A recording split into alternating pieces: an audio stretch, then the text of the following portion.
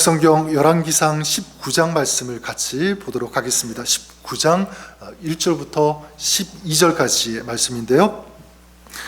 제가 열왕기상 19장 1절 말씀을 읽고 우리 12절까지 한 절씩 우리 교독하도록 하겠습니다. 아합이 엘리야가 행한 모든 일과 그가 어떻게 모든 선지자를 칼로 죽였는지를 이세벨에게 말하니 이세벨이 사신을 엘리야에게 보내어 이르되 내가 내일 이맘때에는 반드시 내 생명 저 사람들 중 한 사람의 생명과 같게 하리라. 그렇게 하지 아니하면 신들이 내게 벌 위에 벌 내림이 마땅하니라 한지라. 그가 이 형편을 보고 일어나 자기의 생명을 위해 도망하여 유다에 속한 부엘세바에 이르러 자기의 사환을 그곳에 머물게 하고 자기 자신은 광야로 들어가 하룻쯤 사서 한 로뎀 나무 아래에 앉아서 자기가 죽기를 원하여 이르되 여호와여 넉넉하오니 지금 내 생명을 거두시옵소서. 나는 내 조상들보다 낫지 못하니이다 하고 로뎀 나무 아래에 누워 자더니 천사가 그를 어루만지며 그에게 이르되 일어나서 먹으라 하는지라. 본즉 머리맡에 숯불에 구운 떡과 한 병 물이 있더라. 이에 먹고 마시고 다시 누웠더니 여호와의 천사가 또 다시 와서 어루만지며 이르되 일어나 먹으라. 내가 갈 길을 다 가지 못할까 하노라 하는지라. 이에 일어나 먹고 마시고 그 음식물의 힘을 의지하여 40주야를 가서 한 산 호렙에 이르니라.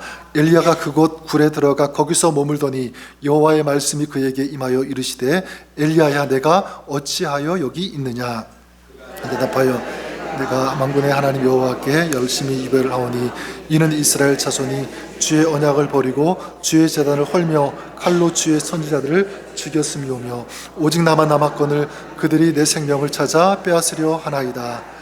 여호와께서 이르시되 너는 나가서 여호와 앞에서 산에 서라 하시더니 여호와께서 지나가시는데 여호와 앞에 크고 강한 바람이 산을 가르고 바위를 부수나 바람 가운데 여호와께서 계시지 아니하며 바람 후에 지진이 있으나 지진 가운데에도 여호와께서 계시지 아니하며 또 지진 후에 불이 있으나 불 가운데에도 여호와께서 계시지 아니하더니 불 후에 세미한 소리가 있는지라. 아멘. 하나님의 말씀입니다. 2024년 이제 5월이 되었는데 여러분 5월 하면 5월이 무슨 달인지 금방 아시죠? 어떤 달입니까? 5월 가정의 달입니다. 이번 2024년 5월 가정의 달을 맞이해서 좀 가정과 관련된 책을 하나 읽었으면 좋겠다 이런 마음이 들어서 검색을 쭉 해보았습니다. 어떤 책이 좋을지 굉장히 많은 이 책들이 소개가 되고 추천이 됐는데 그 중에 유독 눈에 띄는 한 제목의 책이 있었습니다. 그 책 제목이 무엇이냐면 이렇습니다. 엄마 울어도 괜찮아 라고 하는 그런 책 제목이었습니다. 엄마 울어도 괜찮아, 아빠 좀 울어도 괜찮아 이런 제목 책은 없는 것 같아요. 엄마.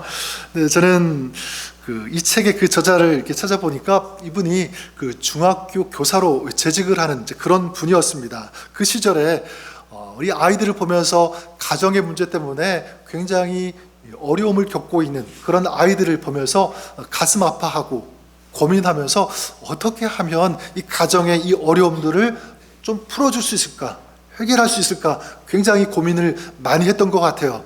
그러다가 자기가 가르치던 그 2명의 학생이 칭찬 일기라고 하는 그런 일기를 썼는데 뭐 길게도 쓰지 않고 자기 집에서 칭찬한 그 내용을 4줄로 일기 형식으로 쓴 그것을 알게 되고요. 그걸 토대로 그 내용을 가지고 책을 쓴 것이 바로 엄마 울어도 괜찮아라고 하는 그런 책이었습니다. 그 책에 나오는 그 칭찬 일기 여러 가지가 있지만 한 2가지만 소개하면 이런 내용이에요. 이제 아이가 체육대회가 이제 끝이 나고 집에 왔는데 엄마가 환한 얼굴로 맞이하면서 문을 열어준 것입니다. 그때 이제 그 아이가 어떻게 엄마를 칭찬했냐면 이렇게 얘기했습니다. 엄마가 웃으면서 문을 열어주시니까 우리 온 집안이 환해지는 것 같네. 이렇게 얘기해 준 거야. 그러니까 엄마 마음이 너무너무 좋았겠죠. 그리고 이제 마지막에 뭐라고 일기를 적었냐면 이렇습니다. 내 입에서 나온 칭찬 한마디가 가족 분위기를 더 좋게 해주는 것 같아 뿌듯하다. 이렇게 적은 것이고요. 그리고 이제 마지막 그 이야기 속에 이제 이 제목을 따왔는데 이런 내용입니다. 그 엄마가 시장에서 일을 하는, 장사를 하는 이제 그런 가정이었던 것 같아요. 근데 장사가 너무 안 돼가지고 엄마 얼굴이 너무 안 돼 보이고 이제 풀이 죽은 거예요. 이제 엄마가 집에 들어와서 저녁을 해주었는데 마음이 너무 무겁고 엄마 얼굴이 너무 안 돼 보이니까 이제 엄마가 저녁을 차려주면서 얘들아 이 음식을 먹어라. 맛있는 반찬 많이 해주지 못해서 미안하구나. 이제 이렇게 얘기해 준 거였어요. 그때 이제 이 아이가 뭐라고 했냐면 그 엄마 얼굴을 보면서 엄마 힘들지? 엄마 힘들면 울어도 괜찮아. 이런 얘기를 해준 거예요. 그래서 이 얘기를 이제 책 제목으로 따왔는데 지금 엄마는 우리를 위해서 최선을 다하고 있어. 열심히 노력하고 있잖아. 이렇게 칭찬했는데 그때 이제 엄마의 그 얼굴을 보니까 엄마의 그 눈에 눈물이 흐르더라고 라는 그런 일기의 내용이었습니다. 저는 이 책을 보면서 지금 이 땅에 계시지는 않지만 저희 부모님이 생각이 났어요. 저희 부모님도 옛날에 우리를 키울 때 이런 눈물이 참 많으셨겠구나, 울고 싶을 때가 참 많이 있었을 텐데 그런 생각이 들었고, 또 한편 우리 교회 성도님들이 그 얼굴이 또 모습이 생각이 났습니다. 지금까지 가정을 꾸리시면서 또 우리 자녀들을 키우시면서 지금도 우리 가정을 지켜나가시는 데 있어서 얼마나 힘든 것이 많을까. 눈물 흘리고 싶은, 가슴 아픈 그런 사연들, 그런 이야기들이 얼마나 많을까, 이런 생각을 해보게 되었습니다. 어쩌면 지금도 굉장히 걱정이 되고 또 가슴 아파하면서 눈물이 나는 그런 가운데 살아가시는, 그런 일들 가운데 계시는 분들도 아마 있을 거예요. 자녀의 어떤 문제 때문에, 아니면 자녀들의 미래 때문에, 또 가족들의 이런저런 그런 상황 때문에 부딪히고 막 이게 가슴에 상처가 되는 막 그런 일들이 있을 거라고 생각하고요. 또 교회도 마찬가지입니다. 우리 교회도 믿음의 형제 자매들, 우리 믿음의 가족들이 있는 곳이니까 교회를 섬김에 있어서, 또 사역함에 있어서, 또 교회 여러 가지 일들을 함에 있어서 굉장히 힘든, 물론 좋은 것도 많이 있겠지만 영적인 무거운 짐을 지고 이거 책임져야 하니까 그래서 힘들고 지치는 그런 모습들도 있지 않을까 생각해 보게 되었습니다. 물론 내가 잘못한 것이 아닌데 그럴 수 있어요. 교회를 너무 사랑하기 때문에, 또 우리 몸된 형제들, 이 자매들을 생각하다 보니까 가슴이 미어지고 아픈 어떤 그런 무거운, 힘들고 지치는 그런 일들, 그런 순간들이 굉장히 많이 있을 것입니다. 근데 비단 이것은 우리만 그런 것이 아니죠. 예수님께서 그러셨습니다. 예수님께서도 사역하실 때 어떻게 하셨습니까? 굉장히 어려움들, 그리고 아프고 지치는 순간들 있었을 것입니다. 특별히 제자들이 예수님을 배신하고 떠났을 때 얼마나 마음이 무너졌을까. 그리고 우리의 죄와 우리의 허물을 위해서 십자가를 치고 올라가시는, 십자가에 달리시는 그 순간 얼마나 아프셨을까. 그럼 주님께서, 우리도 마찬가지입니다. 하나님께서 맡겨주신 우리 가정을 지키기 위해서 또 수고할 때, 또 우리 믿음의 이 가정, 또 우리 교회를 위해서 우리가 수고할 때, 더 나아가 하나님의 나라를 위해서 하나님의 사람으로 우리가 살아갈 때 굉장히 어렵고 또 지치고 또 피곤하고 주저앉을 수밖에 없는 그런 상황 가운데 우리는 처하게 되는데, 그럴 때 어떻게 할 것인가. 물론 그럴 때 엄마 울어도 괜찮아 이렇게 말해주고 위로해 줄 수 있는 그런 사람이 있으면 굉장히 큰 힘이 될 것 같아요. 근데 여러분, 설사 그런 사람이 없다고 할지라도 저는 믿습니다. 우리를 아시고 또 우리를 돌보주시고 우리를 일으켜 세워주시는 분이 있다는 거예요. 그것이 바로 우리 주님이신 줄 믿습니다. 우리 하나님이 그런 분이다. 오늘 이 말씀의 이야기를 통해서 우리가 알 수 있는데, 지금 이 본문에 누가 나오냐면 엘리야라고 하는 사람이 나오죠. 엘리야가 지금 어떤 모습 가운데 있냐면 4절에 보면 이렇게 말씀하고 있습니다. 스스로 광야로 들어가 하루길쯤 행하고 한 로뎀나무 아래 앉아서 죽기를 구하여 이르되, 여호와여 넉넉하오니 지금 내 생명을 거두시옵소서. 내 생명을 취해달라고 하는 것입니다. 여기 광야로 들어갔다는 것은 무엇이냐면 캠핑하러 잠깐 바람 쐬러 나간 것이 아니죠. 지금 자기를 죽이려 하는 그 위협 속에서 도망간 거예요. 피신간 것입니다. 그래서 쫓기는 인생이 되어서 그 로뎀나무 아래에서 뭐를 구하고 있는 것입니까? 죽기를 구하고 있는 거예요. 그에게 어떤 일이 있었는가, 앞에 그 1절과 그 2절에 보면 어떤 일이 있었는지를 우리가 알 수가 있는데, 그 아합 왕이 그 자기 편이었던 이 바알 선지자, 아세라 선지자 850명을 이 엘리야 선지자가 죽였다는 것을 알고 이 아합 왕이 자기 아내인 이세벨에게 보고를 하게 돼요. 조금 좀 웃긴 장면 아닙니까? 왕이 자기 아내에게 보고를 합니다. 그러니까 실세는 누구였다는 거죠? 이세벨이 실세였다는 것을 알 수가 있습니다. 그러자 이제 이세벨이 그 얘기를 듣고 어떻게 합니까? 사신을 이 엘리야에게 보내게 되죠. 네가 내일 아침 네가 죽였던 이 사람들처럼 너도 죽게 될 것이다. 무슨 말이죠? 너를 죽이고 말 것이다. 협박한 것입니다. 이 여자의 이 말 한마디 때문에 850명과 싸워서 이겼던 이 신앙의 용사가 지금 어떻게 된 거예요? 좌절해서 주저앉아 있다고 하는 것입니다. 그리고 차라리 죽는 것이 낫겠다, 이런 말을 지금 내뱉고 있는 것입니다. 지금 이 엘리야는 어떤 상황 가운데 있냐면 육적인 것뿐만 아니라 심적으로 그리고 영적으로도 지금 완전히 디프레션, 완전히 다운되어 있는 거예요. 도저히 일어날 수 없을 어떤 그런 모습이 지금 이 엘리야가 처한 모습이다라고 할 수 있습니다. 여러분, 지금 이 불의 사람, 능력의 사람 아닙니까? 엄청난 이 갈멜산에서 승리를 거두었던 그런 하나님의 사람이 지금 이런 모습을 하고 있는 거예요. 간혹 어떤 사람들은 어떻게 엘리야가 이럴 수 있는가, 그렇게 뛰어났던 능력의 사람이, 놀라운 그 승리를 경험한 사람이 한순간 어떻게 이렇게 주저앉을 수 있는가, 이건 말이 안 된다, 뭔가 잘못되었다, 이렇게 생각할 수가 있는데, 저는 이 말씀을, 이런 엘리야의 모습을 보면서 그렇다면 이런 능력의 사람, 놀라운 이런 승리를 경험했던 이 사람도 지금 이렇게 완전히 다운되고 주저앉고 절망하고 죽기를 호소하고 있다면 우리들은 어떨까? 나는 어떤가? 이런 생각을 해보게 되었습니다.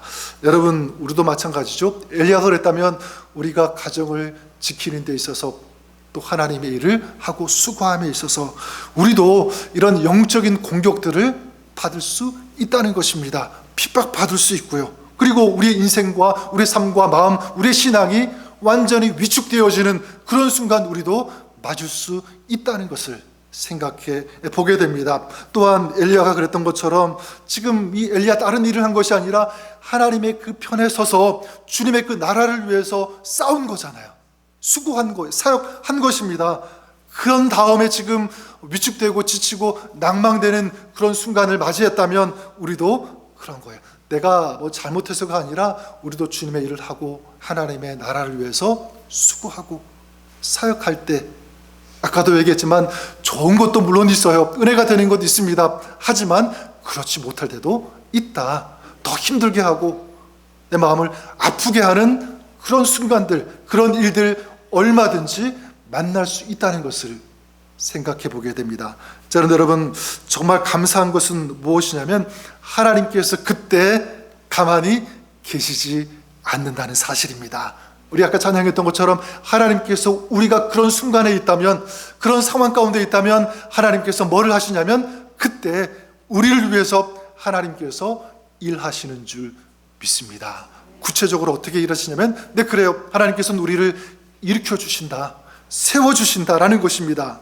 저는 여러분들이 이것을 믿으시기를 바랍니다. 우리를 일으켜 주시고 세워 주시는 하나님이 계시다는 이 사실, 이 진리를 믿고 선포할 수 있는 여러분 되시기를 주의 이름으로 간절히 축원합니다. 자, 그러면 하나님은 구체적으로 어떻게 우리를 그렇게 일으켜 주실까, 세워 주실까라고 하는 거예요. 오늘 말씀을 통해서 두 가지의 방법, 하나님께서 행하시는 이 모습을 볼 수가 있는데, 그 중에 첫 번째가 무엇이냐면 바로 이것입니다. 하나님은 우리를 먼저 어루만져 주신다라고 하는 것, 바로 이것입니다. 어루만져 주심. 우리 앞에 읽었지만 다시 한번 우리 5절 말씀을 우리 같이 읽어보도록 하겠습니다. 5절 말씀 우리 같이 읽겠습니다. 시작.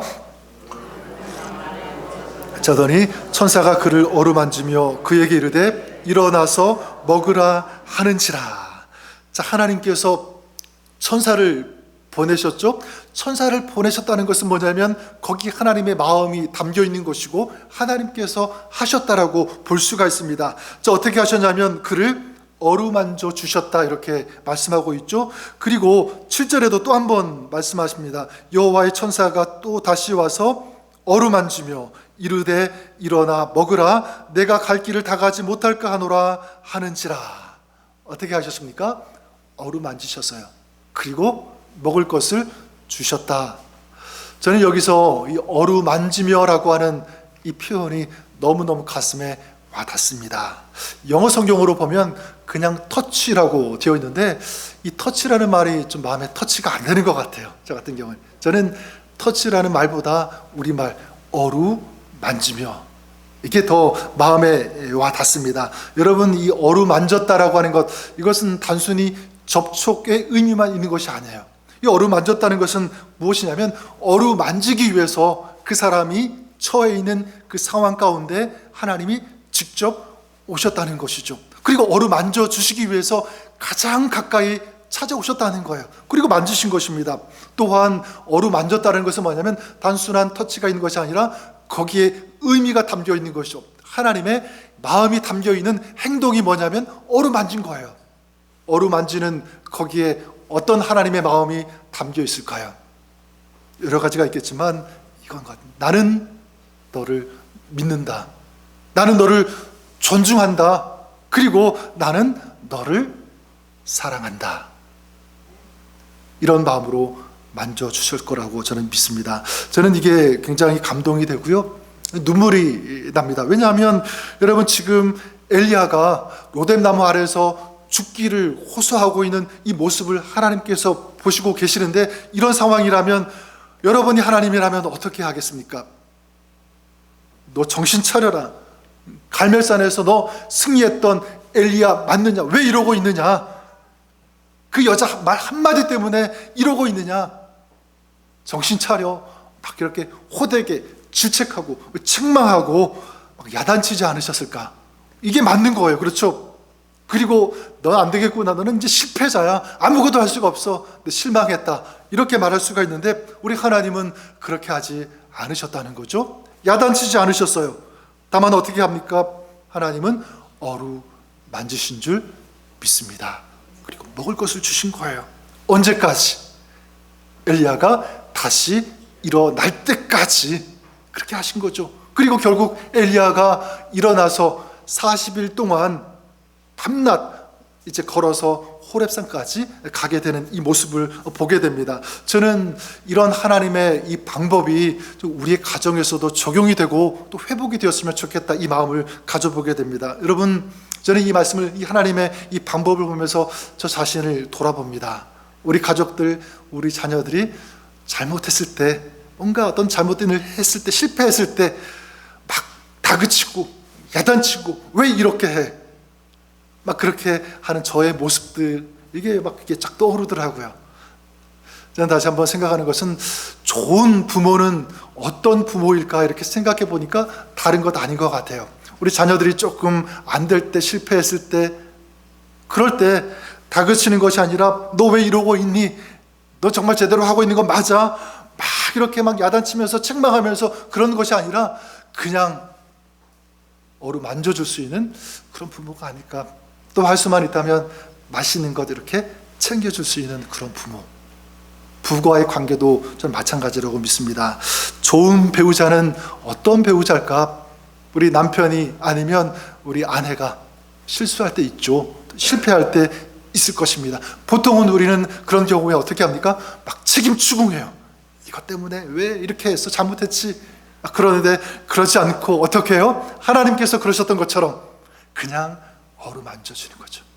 그리고 먹을 것을 주는 이 모습.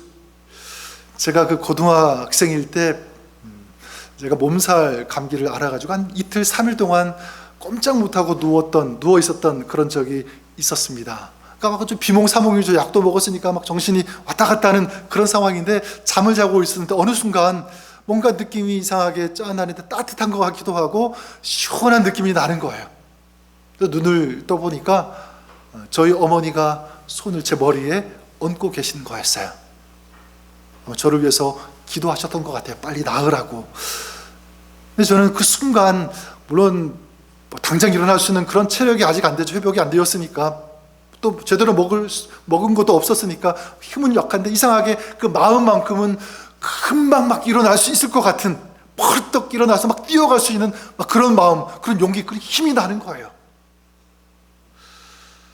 여러분, 저는 이것을 보면서 하물며 이 사람의 손도 이런 능력이 있는데, 이런 역사가 있는데, 이 모든 것, 우주 만물, 이 세상을 지으신 그 하나님의 그 손, 그 하나님의 그 능력의 그 손길이 닿는다면, 그 손길로, 그 손으로 우리를 만져주신다면 어떤 일이 있을까? 여러분, 정말 큰 힘이 있지 않겠습니까? 놀라운 어떤 그런 동력, 좀 다시 일어날 수 있는 그런 뭔가 어떤 그런 채워지는 것들이 있을 거예요. 그래서 사단은 끊임없이 우리를 속여요. 뭐라고 속입니까? 하나님 너 사랑하지 않는다. 너와 함께 하시지 않아. 너의 형편을 몰라. 여러분, 그게 아니에요.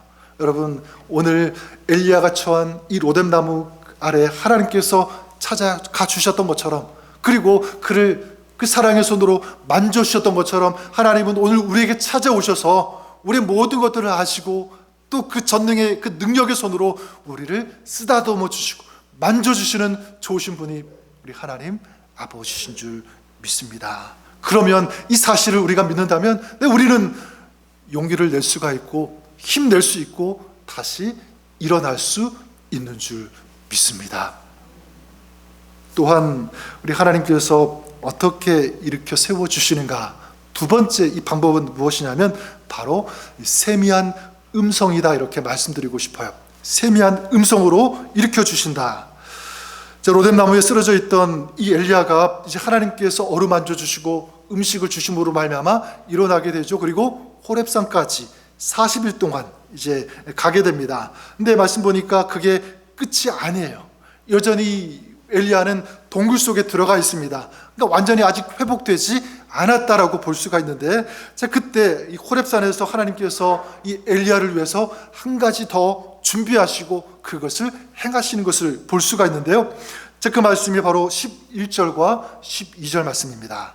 우리가 읽었지만 다시 한번 우리 11절 말씀, 12절 말씀을 같이 한번 읽어보도록 하겠습니다. 시작.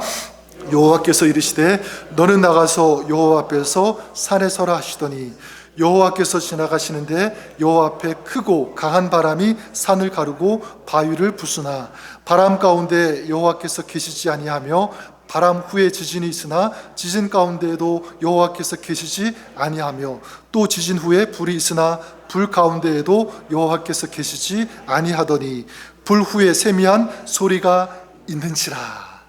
여기 마지막 보니까 호렙산에서 엘리야가 들은 것이 무엇입니까? 세미한 소리, 하나님께서 들려주신 주님의 음성, 세미한 음성을 들었습니다. 근데 저는 이 11절과 12절을 보면서 두 가지 질문이 일어났어요. 어떤 질문이냐면, 왜 하나님은 이 엘리야가 이 세미한 음성을 듣게 하시려고 왜 호렙산까지 가게 하셨는가라는 거예요. 로뎀나무 아래에 주저앉아 있을 때 그때도 말씀하시잖아요. 세미한 음성으로. 근데 굳이 40일 동안 거기에 보내셔서 거기에서 듣게 하셨다. 왜 그럴까? 이게 첫 번째 질문이라면, 또 한 가지는 이것입니다. 왜 하나님은 이 세미한 음성을 들려주시기 전에 어떤 일이 있었습니까? 엄청난 이 자연 현상이 일어났죠. 산을 가르고 바위를 부순 것 같은 강력한 바람이 불었습니다. 그리고 지축을 흔드는, 땅이 흔들리는 지진이 일어났고요. 근데 거기에도 하나님 계시지 않았다고 말씀하고 있고, 마지막은 무엇입니까? 불이 일어나는 거죠. 근데 불이 활발 타는데 거기에도 하나님 계시지 않고, 이런 일들이 지난 다음에 세미한 음성이 있었고 그 세미한 음성을 엘리야가 들었다라는 것입니다. 왜 굳이 이런 현상이 일어나게 하셨을까? 그냥 말씀하셔도 되는데, 그렇지 않습니까? 저는 이 질문에 대한 대답, 저는 이것이라고 믿습니다. 저에게 다가온 대답은 이것입니다. 세미한 이 주님의 음성이 얼마나 중요한지를 하나님께서 알게 하시려고 그러지 않으셨을까? 또한 이 세미한 이 음성, 이 주님의 이 말씀이 얼마나 강력한지, 이것을 깨닫게 하시려고, 보여주시려고 그런 엄청난 이런 자연현상이 있은 다음에 말씀하시지 않으셨을까?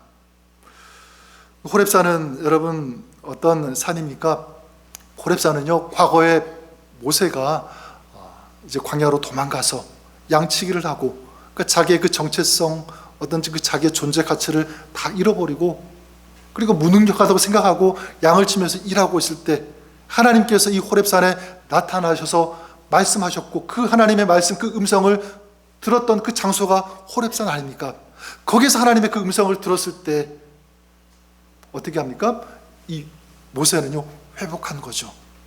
그리고 하나님의 이 말씀, 이 능력을 가지고 애굽으로 가게 되고, 이스라엘 백성들을 이제 출애굽하는 데 있어서 위대하게 쓰임받는 그런 하나님의 사람으로 이제 다시 회복된 거예요.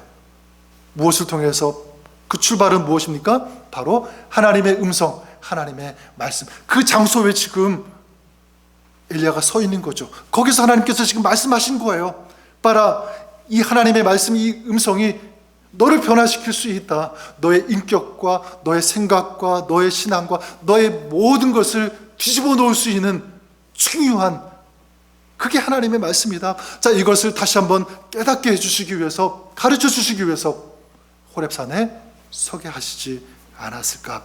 또한 그 앞에 말씀하시기 전에, 세미한 음성으로 들려주시기 전에 이런 불과 이 지진과 그 놀라운 이 강력한 바람이 있게 한 것도 마찬가지입니다. 내가 너에게 하는 말, 이 음성, 이 말씀은 이 세상에 어떤 것보다도 강력하다. 앞에 봤지? 막 산이 흔들리는 이 바람, 온 지축을 흔드는 이 지진, 그리고 모든 것들을 태울 수 있는 이 불, 이것보다도 더 강력한 것이 하나님의 말씀, 음성이다 라는 것을 가르쳐 주시기 위해서 하나님은 이런 시청과 교육을 통해서 가르쳐 주고 계신 것입니다. 네, 그래 여러분, 주님의 이 세미한 음성은 그렇기 때문에 저는 믿습니다. 그 속에는요, 하나님의 사랑이 담겨 있다고 믿습니다. 그리고 이 하나님의 음성, 이 하나님의 말씀은 무엇이 되냐면 능력이 된다는 것을 믿습니다. 그래서 우리 읽지 않았지만 그 밑에 나오는 13절에 보면 하나님께서 엘리야에게 이렇게 말씀하세요.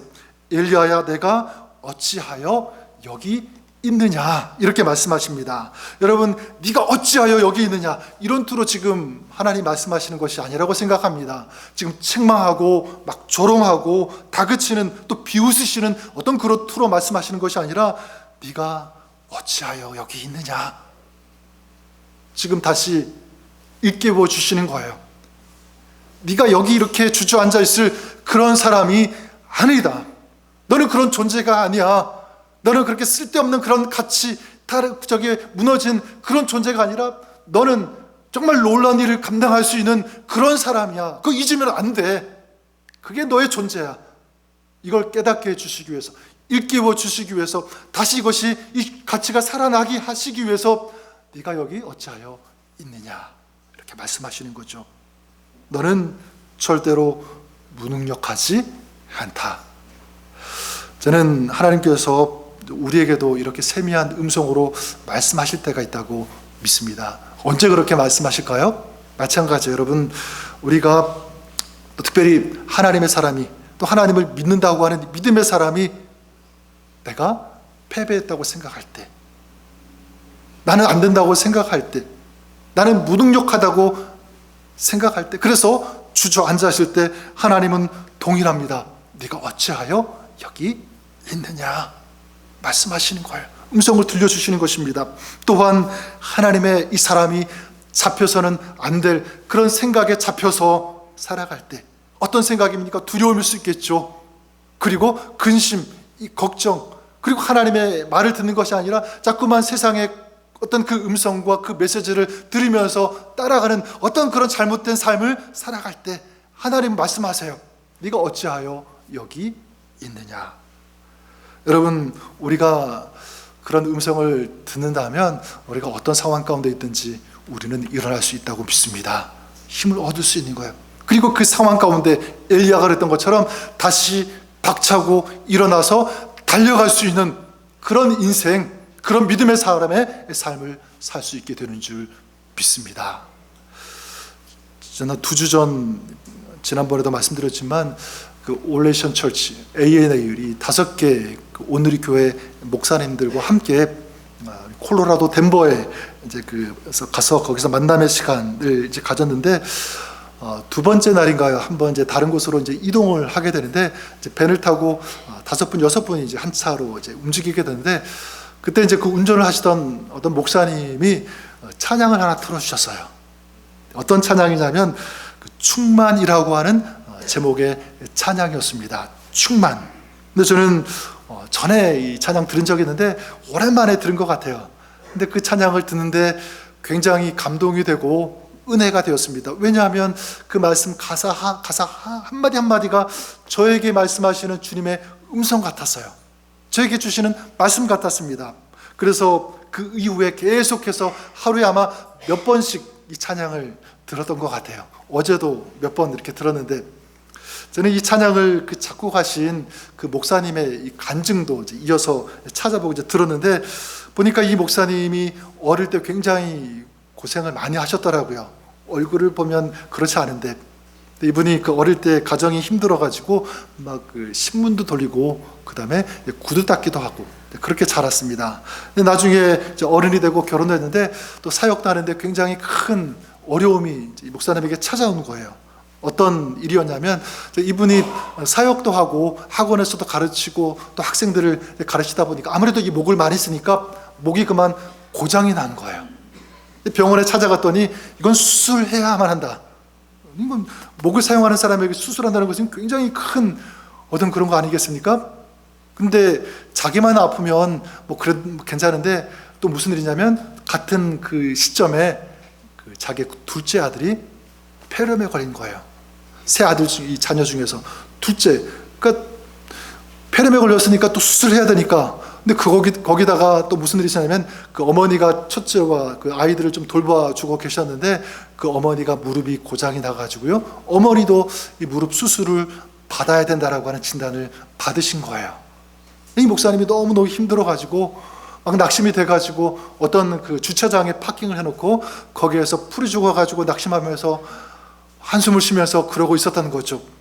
근데 그때 이 목사님이 자기가 직접 그 작사한 찬양 가사가 생각이 나더래요. 그리고 그 찬양 가사가 마치 하나님이 자기에게 다시 들려주시는 음성, 이 말씀으로 들리기 시작했다는 거예요. 그 찬양의 가사가 뭐냐면 이런 내용입니다. 오늘 숨 쉬는 것 감사, 나를 구원하신 것 감사, 내 뜻대로 안 돼도 주가 인도하신 것 감사. 이게 주님의 그 음성으로 세미하게 들려오면서 이제 회개의 눈물이 터졌는데 지금 내가 살아있고 그리고 아이도 숨을 쉬고 있는데 그리고 지금까지 무엇보다도 하나님께서 우리 가정을 인도하셨는데 왜 내가 이렇게 낙망하고 있지? 이러고 있지? 회개가 되더래요. 그래서 감사의 기도를 드리는데 기도를 드렸지만 물론 금방 기도했다고 해서 이 목이 나은 것 아니죠. 또 아이가 이 폐렴에서 뭐 나았다 그런 소식이 들린 것도 아니고 어머니 이 다리가 나았다는 것 변화된 것 아무도 없었어요. 그런데 이 목사님이 고백합니다. 뭐라고 하냐면 아무것도 달라지지 않고 변화되지 않았지만 나에게 변화가 된 것이 있다. 그게 뭐냐면 마음이 변화되었다 고백하는 것입니다. 마음이 변화되니까 감사가 되더래요. 다른 것이 아니라 무릎이 아픈 것 감사하지, 목이 아픈 것 다른 것이 아니라 감사하고 다 감사거리가 되더라. 이제 그러면서 그 낙심하면서 앉아있던 그 주차장이 그리고 눈물 났던 그 주차장이 이제는 은혜의 강물이 흐르는 주차장이 되었습니다. 고백, 간증을 하는 것을 제가 들어보았습니다. 저는 여러분 이 목사님이 그랬던 것처럼 오늘 여러분들도 아마 이 낙심의 이 자리, 힘들고 지치는 그런 자리에 주저앉아서 눈물 흘릴 수밖에 없는 그런 가운데 계시는 분들 아마 있을 것입니다. 일이 안 풀리고 우리 자녀, 우리 가족들에게 자꾸 불행한 일들이 생기고 어려운 일들이 생기고 또 건강에도 이상이 생기면서 또 여러 가지 어떤 갈등들, 내가 풀 수 없는 그런 문제들, 그런 일들이 생길 때 우리도 그럴 수 있습니다. 하지만 여러분 그런 가운데 있다면 우리 한 가지 꼭 기억하시기를 바랍니다. 그것은 오늘 그런 상황 가운데 찾아오시는, 우리를 만져주시는 우리 하나님 아버지가 계시다는 이 사실을 꼭 기억하고 명심했으면 좋겠습니다. 또한 오늘 엘리야에게 이 세미한 음성으로 말씀해 주셨던 것처럼 오늘 하나님은 우리에게도, 여러분에게도 말씀해 주신다는 이 사실, 어떻게 말씀하십니까? 어떤 경우에는요, 내가 과거에 읽었던 말씀이 생각날 때가 있어요. 그리고 내가 묵상했던, 그리고 잊고 있었던 그런 말씀이 불현듯 생각이 나고 기억하고 떠올려지는 그런 말씀들이 있을 거예요. 그게 누가 주시는 말씀이죠? 하나님께서 우리에게, 나에게 주시는 말씀입니다. 또한 하나님은 찬양의 이 가사를 통해서도 우리에게 말씀하실 수 있다고 생각합니다. 또한 누군가의 입술을 통해서, 어떤 사람의 간증을 통해서 하나님에 대한 그 이야기를 듣는데 그게 마치 그 사람의 이야기가 아니라 하나님의 음성으로 들을 때가 있다고 하는 것입니다. 여러분, 저는 이렇게 하나님의 음성을 들을 수 있는 여러분 될 수 있기를 간절히 바랍니다. 만약 하나님의 음성이 들리지 않아요, 아무것도 들을 수 없는 것 같아요, 만약 그렇다면 여러분 기도하셔야죠. 하나님, 제가 하나님의 그 음성, 그 세미한 그 소리를 들을 수 있도록 이 영적인 귀가 열려지게 하여 주시옵소서. 열려지게 하여 주시옵소서. 그리고요, 그 음성과 그 세미한 소리를 들을 수 있도록 그 음성에, 그 하나님의 그 말씀에 집중하는 거예요. 경청하는 것입니다. 하나님, 제가 그 주님 말씀하시는 그 주님의 임재 앞에 더 가까이 나아가겠습니다. 제가 듣겠습니다. 말씀하여 주시옵소서. 그렇게 하나님의 말씀을 사모할 때, 구할 때 우리 주님께서 말씀해 주시는 줄 믿습니다. 저는 말씀을 이렇게 정리하고 싶어요. 여러분, 다시 말씀드리지만 지금 로뎀나무 아래에서 지쳐서 쓰러져 있는 이 엘리야의 이 모습은 오늘 이 시대를 살아가고 있는 우리 크리스찬들, 아니면 오늘 저 여러분 우리들의 모습일 수도 있다는 것 우리가 생각하고, 하지만 그럴 때 우리가 좌절할 때, 낙심할 때, 상심해 있을 때, 그때 꼭 기억하고 명심하는 것입니다. 무엇이냐면 우리를 사랑하셔서 오늘도 찾아오시는 그 주님, 못자국 난 손, 그 피 묻은 손으로, 그 사랑의 손으로 오늘 우리들을 보듬어 주시고 싸매어 주시고 붙잡아 주시는, 지켜주시는 그 하나님의 손길, 하나님의 손, 이것이 있다는 것을, 우리를 붙잡고 계시다는 것을 꼭 기억하시는 여러분 되시기를 바랍니다. 뿐만 아니라 거기다가 세미한 음성으로, 사랑의 음성으로 우리의 마음, 우리의 존재, 가치, 우리의 무너졌던 것을 다시 일으켜 주시기 위해서 말씀해 주시는, 격려해 주시는, 위로해 주시는 이 하나님의 음성이 있다는 사실, 이것을 기억하면서 이 말씀을 붙잡고 우리 주님을 바라보면서 주님과 함께 나아가는, 그래서 다시 일어나고 다시 승리하며 하나님의 기쁨, 이 승리의 삶을 살아가는 여러분, 여러분의 사역, 또 여러분의 자녀들과 또 여러분의 가정이 그렇게 될 수 있기를 우리 주님의 이름으로 간절히 축원합니다.